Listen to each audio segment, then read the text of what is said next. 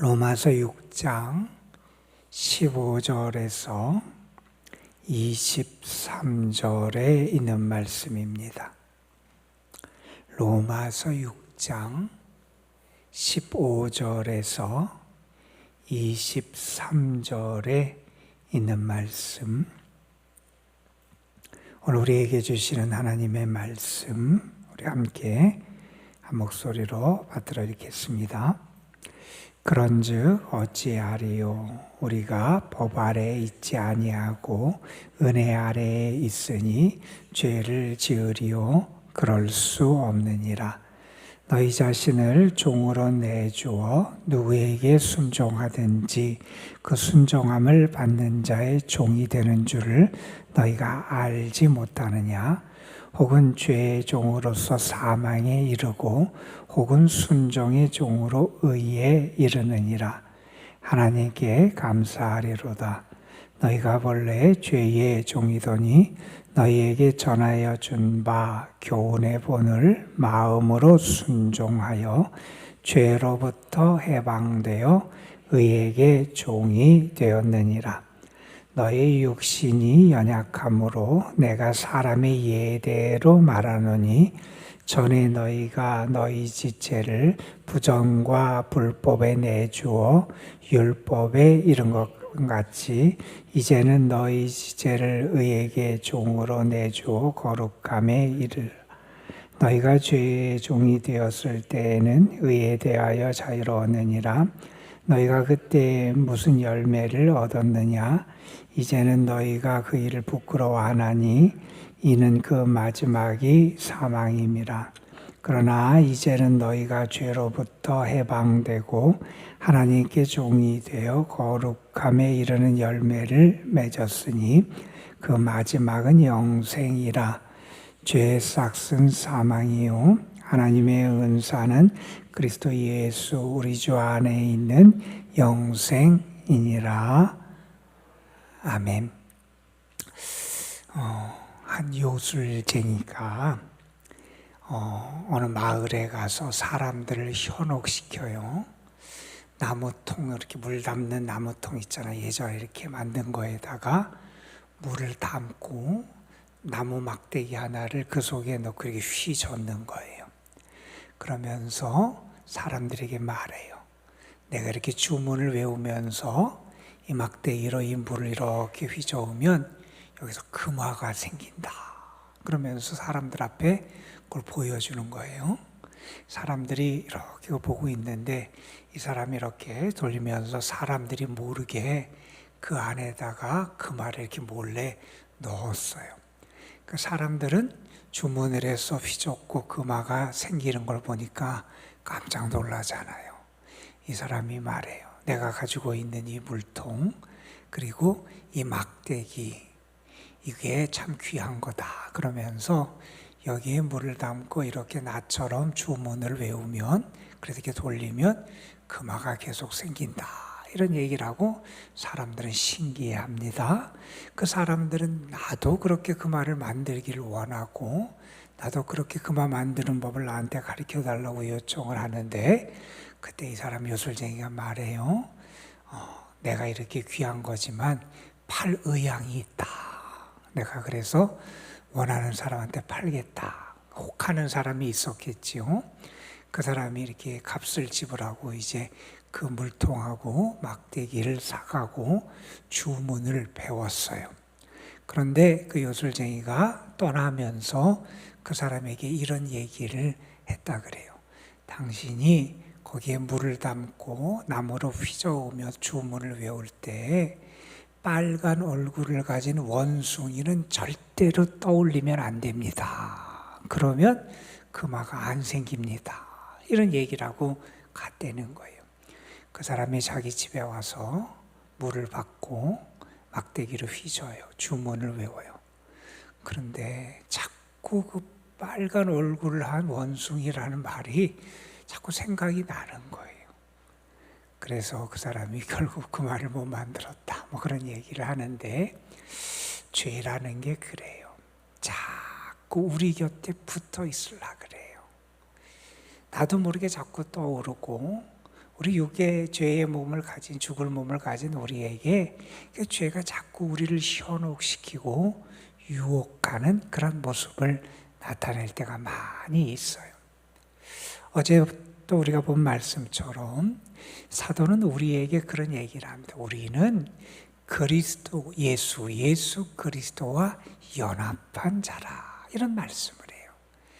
우리는 죄에 대하여 죽은 자고 하나님께 대하여 산 자다, 이런 말씀을 하면서 우리는 죄의 유혹이 있고 죄가 우리를 계속해서 현혹시키고 넘어뜨리려고 하지만 그 죄의 유혹에 넘어가고 굴복하는 존재로 머무는 사람이 아니라 우리는 하나님께 대하여 살아있는 자, 그 존재가 달라진 사람임을 우리에게 가르쳐 줬어요. 왜 그러느냐? 우리의 지배권이 달라졌다는 거예요. 이제 죄 아래에 있던 우리가 의 아래에 있는 존재로 바뀌었고요. 그래서 죽음으로 끝날 수밖에 없는 우리가 이제 생명에 이르게 되었고요. 이제는 우리가 율법, 법 아래 살아가는 존재가 아니라 하나님의 은혜 아래 살아가는 존재로 우리의 지배권이 달라졌음을 가르쳐 주셨어요. 그러니 이제 너희는 은혜 아래에 있고 생명을 얻을 자, 그리고 하나님의 의로웠다 입은 자답게 이제 너희 자신을 새로운 삶으로 헌신하며 살아가야 한다는 것을 가르쳐 주셨어요. 그래서 이런 표현을 했지요.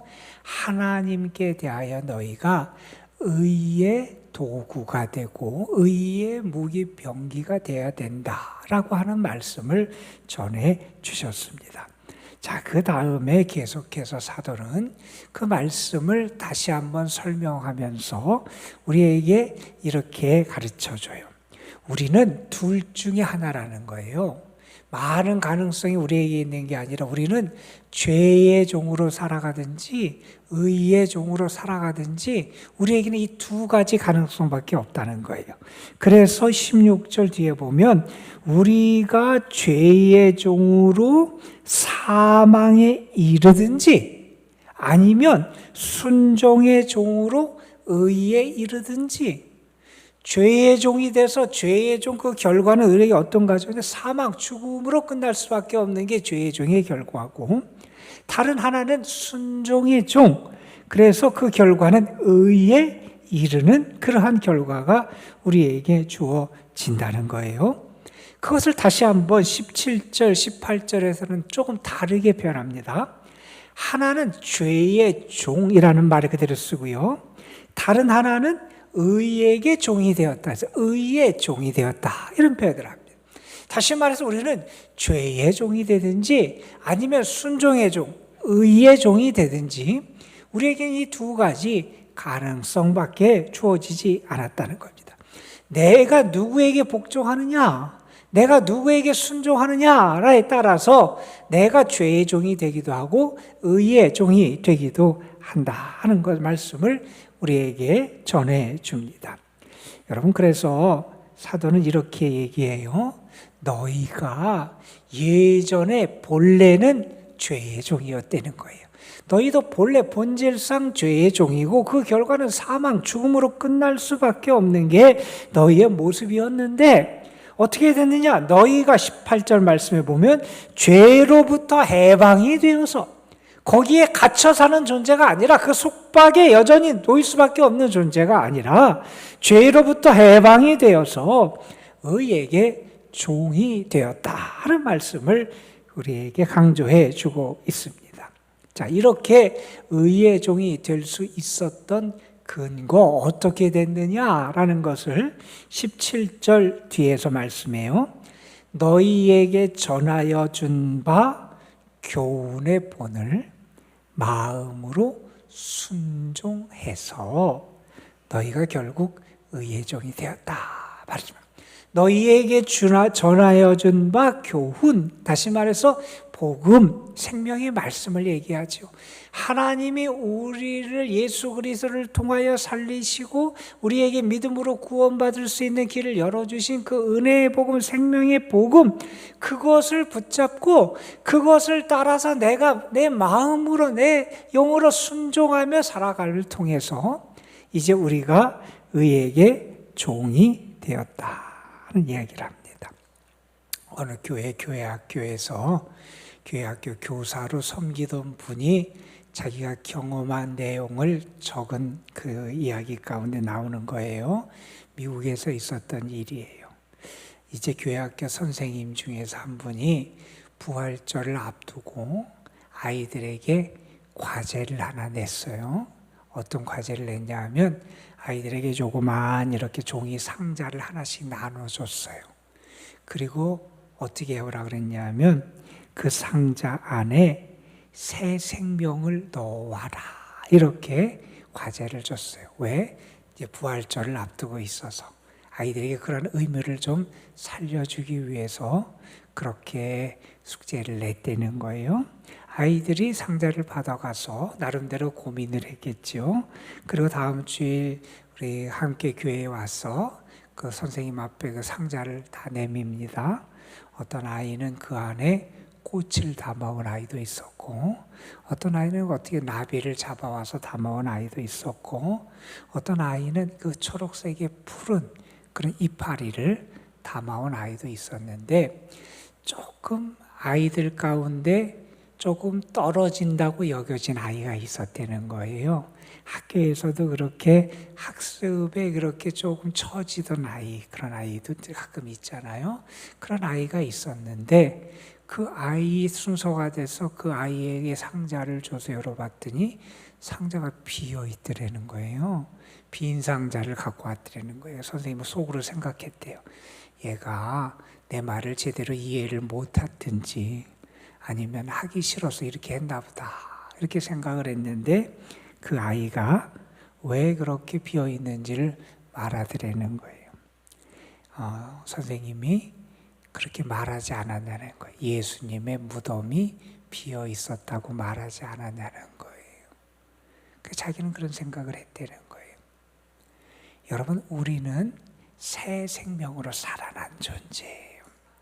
새 생명으로 살아나려면 어떻게 해야 되냐? 먼저는 옛사람이 죽어야 돼요. 우리의 옛사람, 죄의 종으로 살아가고 우리가 그 결국이 사망으로 끝날 수밖에 없는 그러한 옛사람의 삶이 우리에게 이제 죽고 예수 그리스도 안에서 새 생명으로 살아난 자, 이게 우리의 모습이 되어야 한다는 거예요. 여러분, 그러면서 사도가 이제 특별히 19절부터 23절에서 이것을 정리하면서 우리는 이제 죄의 속박으로부터 자유한 자다라는 것을 말하면서 이제 우리의 삶이 어떻게 돼야 되는지, 앞에서는 의의 도구가 돼야 된다 이런 표현을 썼는데 조금 다른 표현을 통해서 우리의 삶이 이렇게 바뀌어야 된다는 설명을 하는 내용이 19절부터 등장을 합니다. 그것은 다른 말이 아니라 19절 마지막에 있는 말씀처럼 거룩함에 이르러야 된다 하는 말씀을 해요.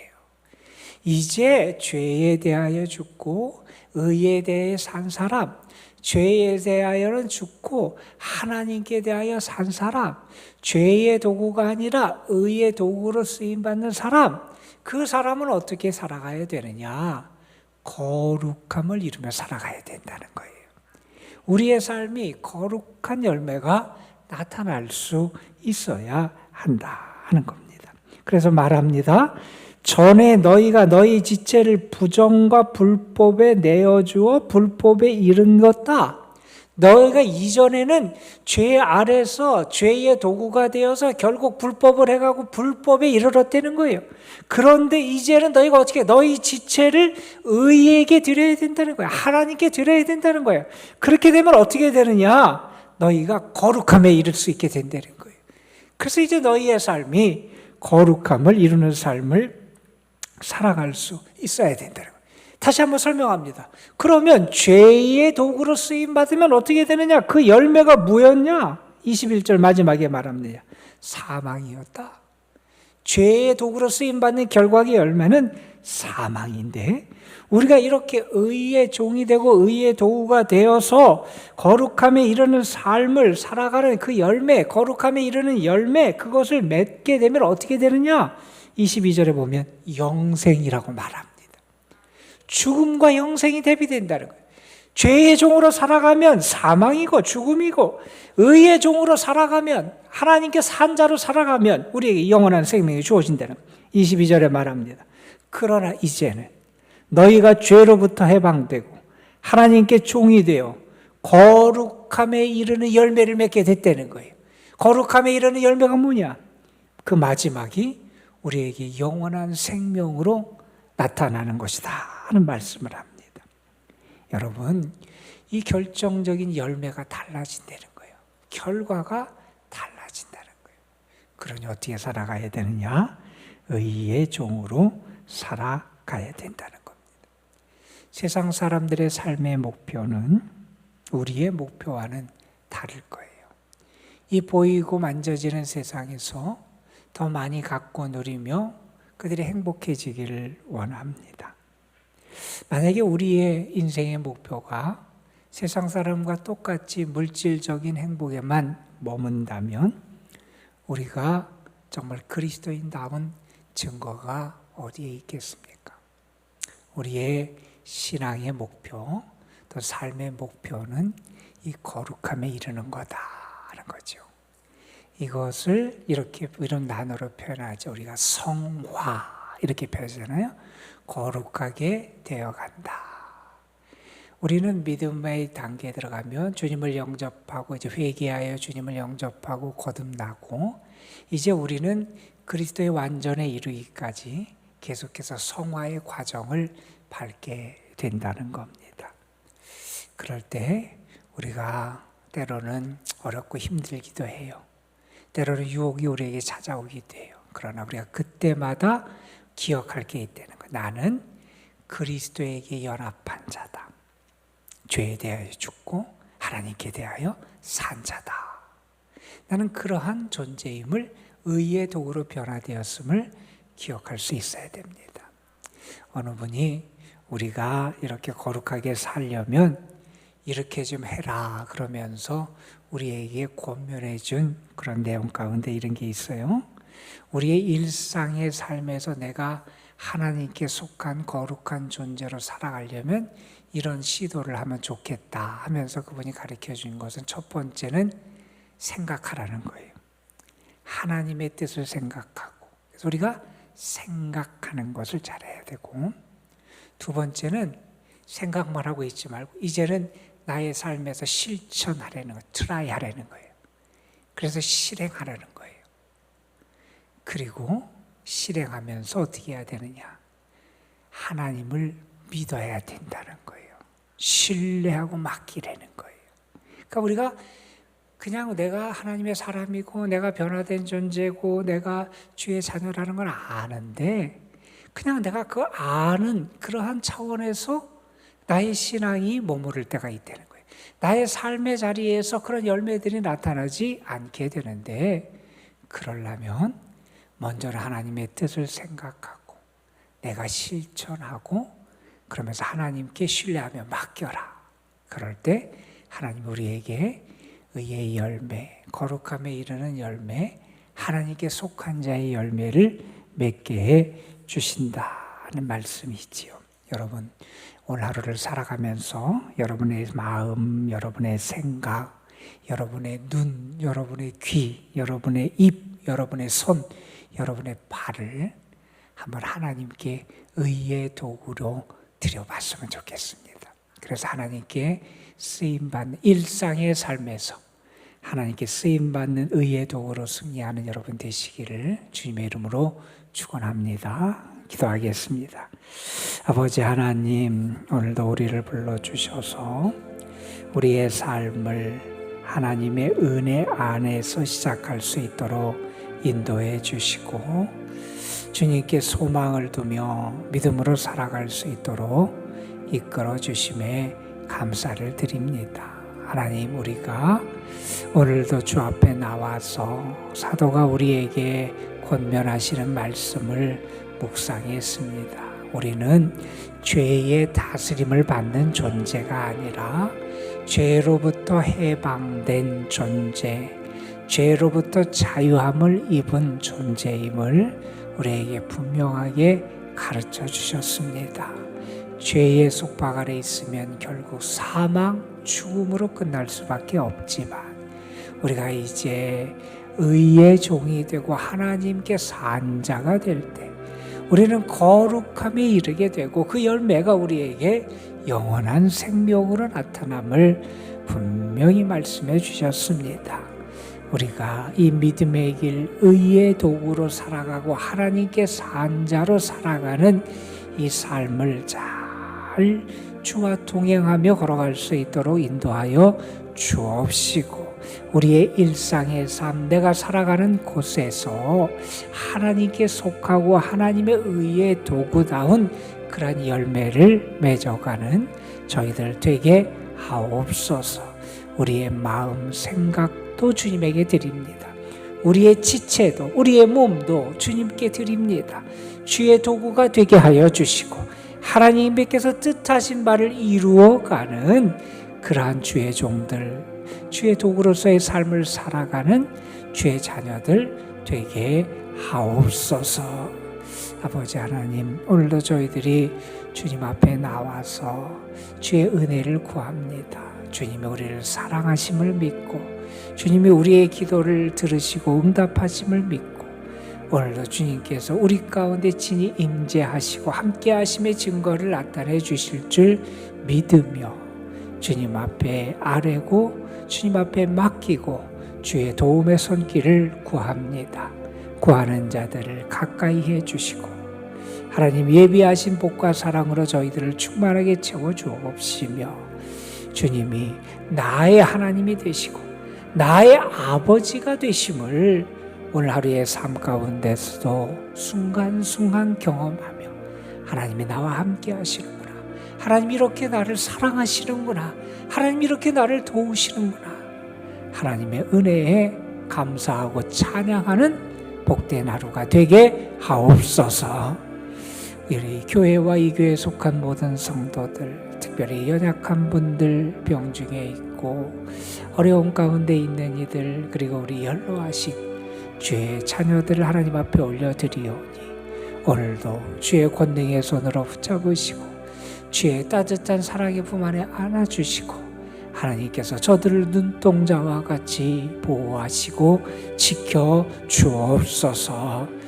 이 시간 주의 이름을 부를 때마다 우리의 마음이 뜨거워지게 하여 주시고 주님 앞에 맡기며 간구할 때마다 우리의 영이 주의 주시는 생명의 생수로 살아나는 귀한 역사가 나타날 줄 믿사옵고 우리 구주 예수 그리스도의 이름으로 기도드리옵나이다. 아멘.